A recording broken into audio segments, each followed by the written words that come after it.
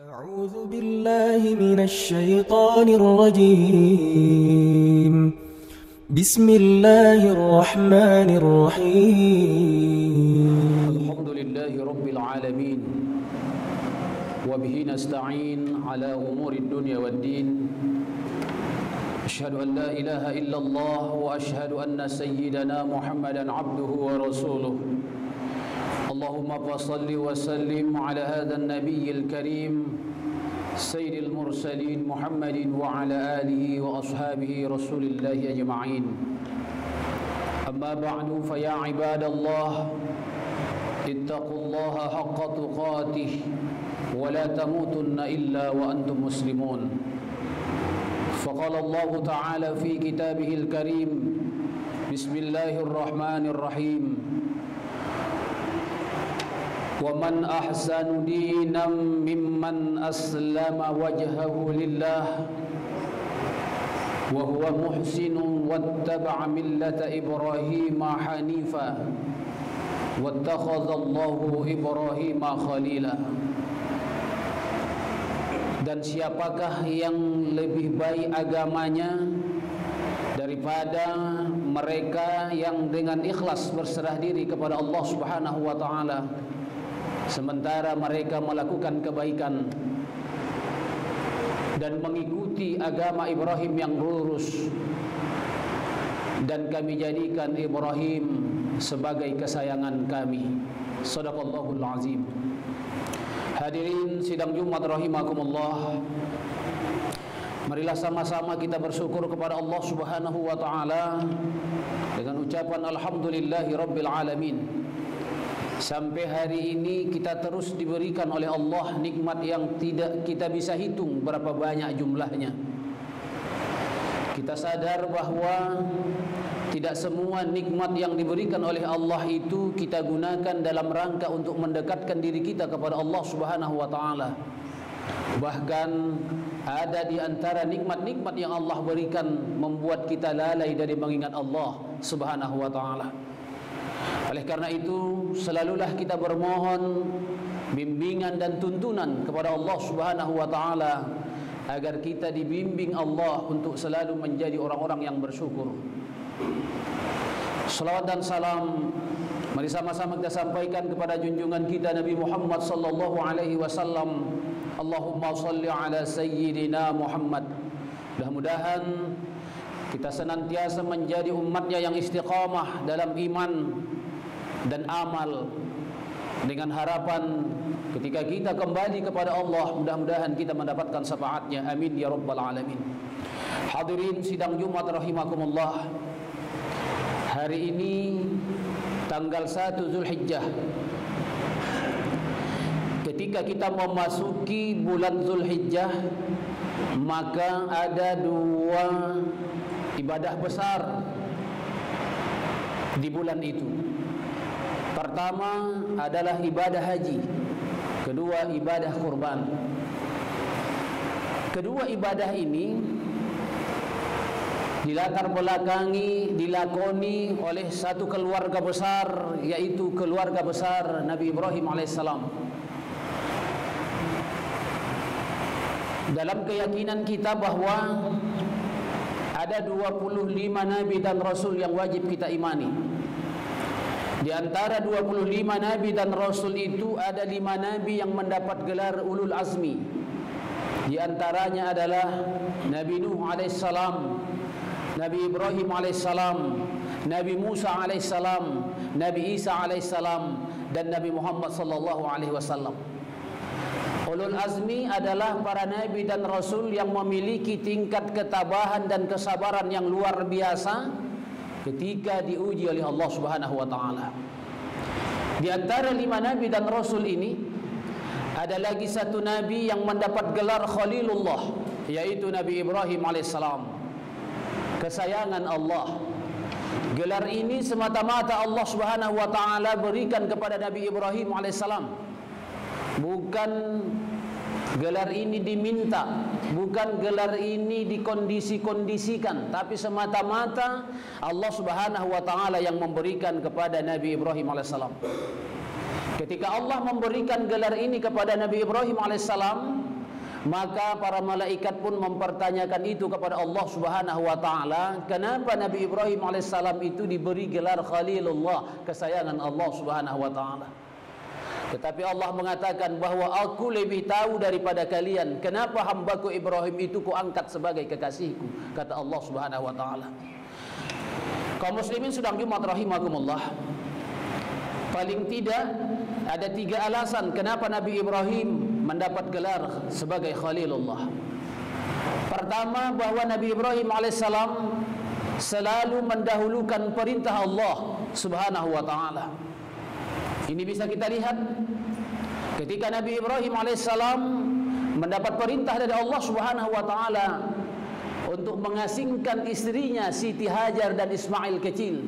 Padahal kita tahu bersama bahwa kehadiran Ismail ini sangat ditunggu-tunggu oleh Ibrahim alaihissalam. Berpuluh-puluh tahun beliau berdoa kepada Allah Subhanahu wa taala, Rabbi habli minas salihin. Ketika Ismail itu lahir, masih usianya sangat kecil, datang perintah Allah Subhanahu wa taala agar Ismail kecil ini dan ibundanya Siti Hajar diasingkan ke kota Mekah. Padahal kota Mekah ketika itu, kaum muslimin rahimakumullah, tidak ada tanda-tanda kehidupan secara akal kita lihat. Logika mengatakan paling bertahan seminggu atau 1 bulan di situ mati. Tetapi Nabi Ibrahim alaihissalam tidak pernah melogikakan perintah Allah ini, tidak pernah mendiskusikan perintah Allah ini dengan akal dan pikirannya, karena ini adalah perintah Allah yang ada dalam pikiran Nabi Ibrahim alaihissalam. Laksanakan perintah Allah itu. Walaupun secara manusia Nabi Ibrahim merasa sedih ketika itu, tapi dia kalahkan rasa sedih itu demi melaksanakan perintah Allah Subhanahu wa taala. Akhirnya Siti Hajar dan Ismail kecil diantar ke kota Mekah yang ketika itu tidak ada tanda-tanda kehidupan menurut logika kita sebagai manusia. Itu yang pertama. Kemudian bukti yang kedua bahwa Nabi Ibrahim selalu mendahulukan perintah Allah. Ketika Ismail sudah menginjak remaja, falamma balagha ma'ahu as-sa'ya, ketika itu umur Ismail sudah bisa diajak bekerja bersama-sama dengan Ibrahim alaihissalam. Ketika itu pula datang perintah Allah Subhanahu wa taala agar putra kesayangannya itu dia sembelih. Kaum muslimin rahimakumullah, sekali lagi karena ini adalah perintah Allah Subhanahu wa taala, maka tanpa ragu-ragu Nabi Ibrahim alaihissalam menyambut dan melaksanakan perintah Allah Subhanahu wa taala. Kita bisa bayangkan kaum muslimin rahimakumullah, seandainya itu terjadi bagi kita, atau bagaimana perasaan kita ketika itu sebagai orang tua merindukan anak berpuluh-puluh tahun, kemudian anak itu lahir, tumbuh remaja, taat, patuh kepada orang tua, tahu-tahu datang perintah Allah, wahai Ibrahim, sembelih anakmu. Kaum muslimin rahimakumullah, ketika itu Allah tahu persis bahwa Nabi Ibrahim sangat cinta dan sayang kepada Ismail. Ketika itulah datang ujian Allah. Apakah Ibrahim lebih mencintai Ismail atau mencintai aku, kata Allah Subhanahu wa taala. Dia uji Nabi Ibrahim dengan perintah untuk menyembelih orang yang dia sayang itu.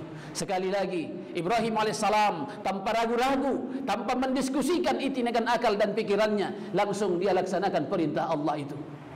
Kaum muslimin rahimakumullah, walaupun dalam pelaksanaan perintah ketika beliau berangkat bersama keluarganya untuk melaksanakan perintah Allah itu, tentu mendapat halangan dan rintangan dari musuh yang abadi kita semua, yaitu iblis laknatullah. Berbagai cara dilakukan oleh iblis, membujuk Nabi Ibrahim, membujuk Siti Hajar, bahkan membujuk Ismail kecil ketika itu. Tapi semua karena kekuatan iman, bujuk rayu iblis laknatullah ini mereka abaikan. Akhirnya mereka siap untuk melaksanakan perintah Allah. Kaum muslimin rahimakumullah, tetapi karena Ibrahim dilihat oleh Allah ikhlas untuk menerima perintah ini, maka ketika Ismail sudah siap untuk disembelih, disitulah kekuasaan Allah terjadi, maka Ismail selamat diganti dengan seekor kibas. Kaum muslimin rahimakumullah. Kemudian yang ketiga, ketika Nabi Ibrahim alaihissalam mendapat perintah untuk berkhitan dari Allah Subhanahu wa taala, ketika perintah itu dia dapatkan, yang ada di dekatnya alat untuk melakukan khitan itu hanya sebuah kampak. Padahal dia memiliki alat yang lebih tajam dari kampak itu. Dia punya parang, dia punya pisau yang lebih tajam dari kampak itu. Tapi dia tidak mau menunda-nunda perintah Allah itu. Ketika perintah itu datang, langsung dia laksanakan perintah Allah itu. Kenapa dia tidak mencari pisau parang yang lebih tajam? Ibrahim tidak mau terkesan di hadapan Allah Subhanahu wa taala seolah-olah melambat-lambatkan untuk melaksanakan perintah Allah Subhanahu wa taala. Ini satu keunggulan Nabi Ibrahim alaihissalam. Kaum muslimin rahimakumullah. Kemudian yang kedua, tawakal yang dimiliki oleh Nabi Ibrahim alaihissalam. Tadi di awal saya katakan, ketika malaikat mempertanyakan kepada Allah tentang gelar yang diberikan oleh Allah Khalilullah kepada Nabi Ibrahim alaihissalam, yang pada akhirnya malaikat menyamar sebagai orang miskin untuk menguji layakkah Ibrahim ini untuk mendapatkan gelar Khalilullah. Apakah Ibrahim ini melakukan ketaatan kepada Allah semata-mata untuk mempertahankan apa yang sudah dia dapatkan? Malaikat memberikan ujian kepada Nabi Ibrahim alaihissalam. Mereka datang dengan menyamar. Mereka meminta-minta sebagai seorang miskin kepada Nabi Ibrahim. Konon ketika itu kaum muslimin rahimakumullah, Nabi Ibrahim termasuk orang yang kaya, memiliki belasan ribu ternak.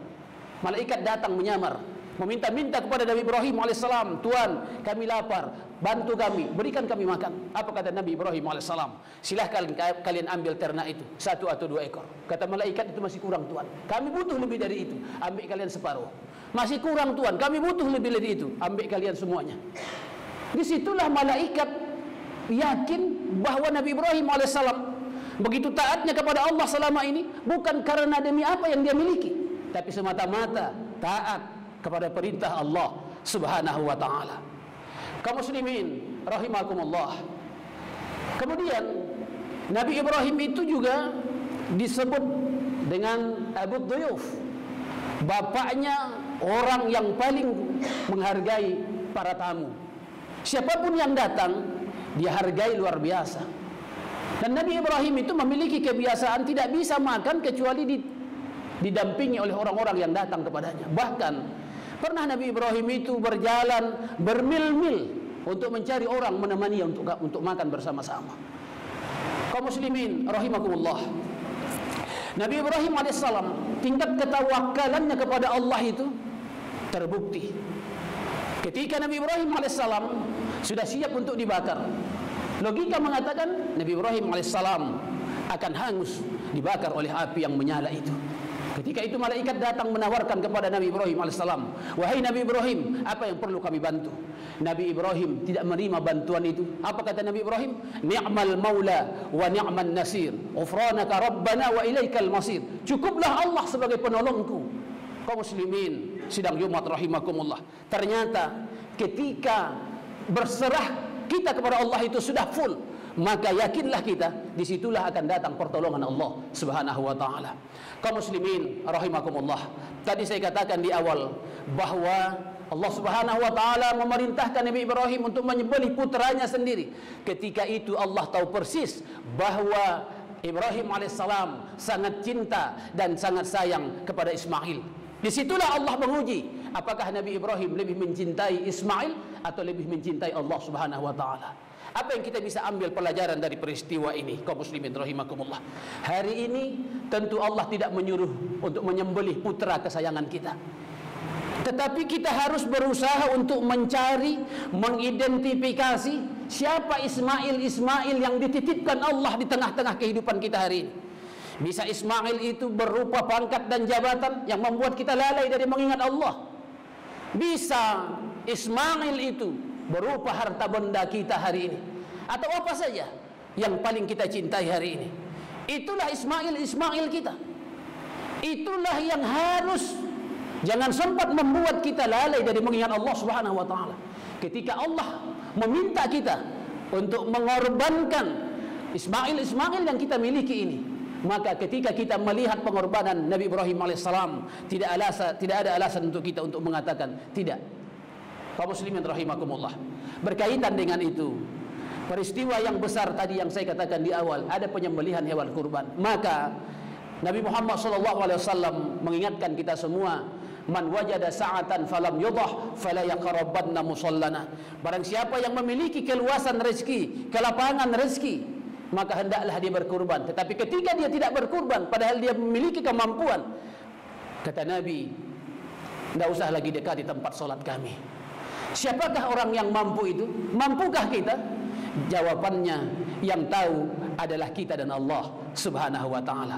Mungkin kita mampu, tapi kita katakan kepada orang lain, saya tidak mampu. Tapi Allah tahu bahwa Allah sudah memampukan kita. Kita lihat di masjid-masjid, biaya kurban itu kalau kita gotong royong untuk 1 ekor sapi itu hanya 2.100.000. 2.100.000 itu kalau kita bagi selama 1 tahun lebih kurang 6.000 rupiah per hari. Coba tanya diri kita, berapa banyak uang yang kita keluarkan tanpa ada nilai ibadahnya di situ? Saya yakin lebih dari 6.000 setiap hari kita keluarkan uang tanpa ada nilai ibadahnya. Padahal ketika kita melakukan pengorbanan ini, ketika kita melakukan penyembelihan hewan kurban, pada saatnya nanti itu akan kembali untuk kita. Allah tidak butuh hewan kurban yang kita potong itu.